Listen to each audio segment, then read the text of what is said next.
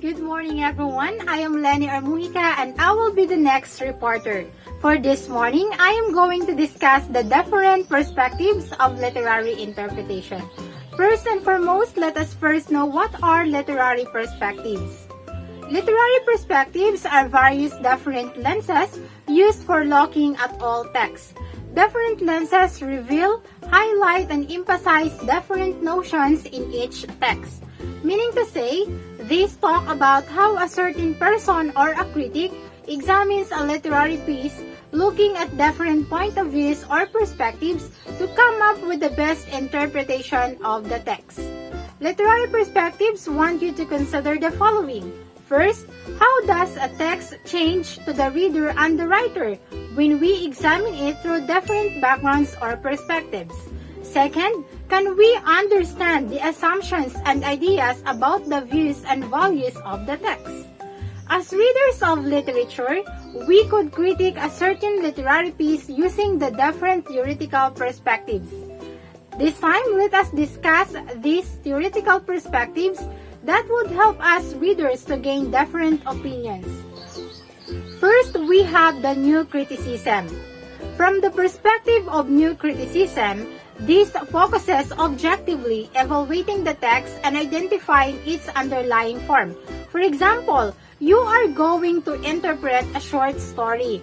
In this kind of perspective, you have to delve on analyzing what is the story all about. Like, how does the characters evolve during the story? How does a character interact with one another? Who is telling the story? This would be your approach when you interpret a text or a short story using the new criticism perspective. Second, we have the reader's response. When you are going to interpret a text from a reader's response perspective, you need to focus on each reader's personal reactions to a text. Assuming that meaning is created by a reader's or interpretive community's personal interaction with a text.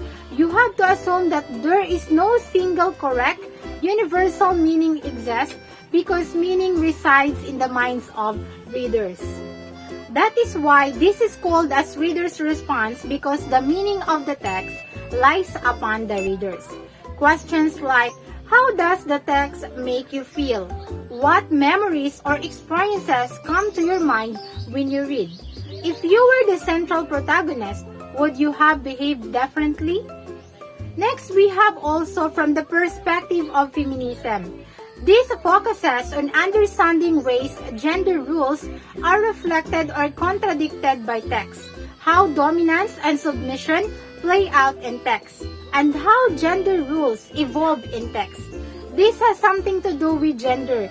Using this kind of perspective, when you interpret, you have to consider these sample questions like, are the male characters in power positions while the women are dominated? Do gender rules create tension within the story? Do characters or gender rules evolve over the course of the narrative?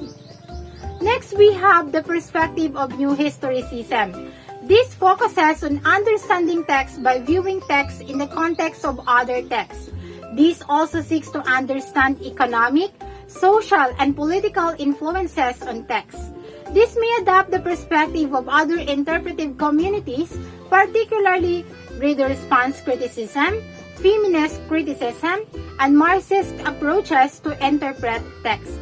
Examples of questions under this are, how does the story reflect the aspirations and conditions of the lower classes or upper classes? Is tension created by juxtaposing privileged, powerful positions to subordinated, dominated positions?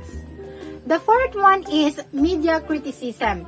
This focuses on writers' use of multimedia and hypertext. Questions like, for example, how does the medium alter readers' interactions with the text? Has the reader employed multimedia or hypertext? Next, we have also the psychoanalytical criticism. This focuses on psychological dimensions of the work. In this kind of approach, this uses theories of psychology to analyze literature. The theory of Sigmund Freud, which is the psychoanalysis that focuses on the author's state of fictional characters. Next, we have the Marxist criticism. This focuses on ways texts reflect, reinforce, or challenge the effects of class, power relations, and social rules. From the perspective of Marxist, your interpretation has something to do with government or society. Like for example, what social classes do the characters represent? How do characters from different classes interact or conflict? Next, we have the archetypal criticism. This focuses on identifying the underlying myths in stories and archetypes. Archetypes means the unoriginal that has been imitated.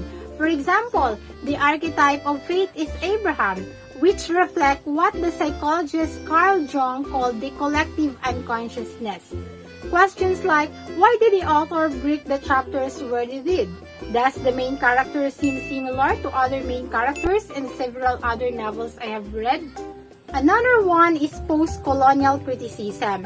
This focuses on how Western cultures misrepresentation of third world countries and peoples in stories, myths, and stereotypical images encourages repression and domination.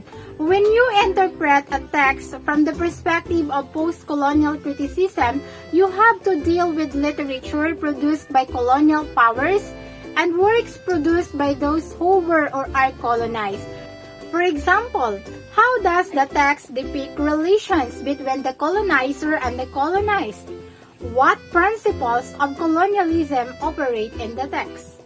Moving forward to structuralism or semiotics.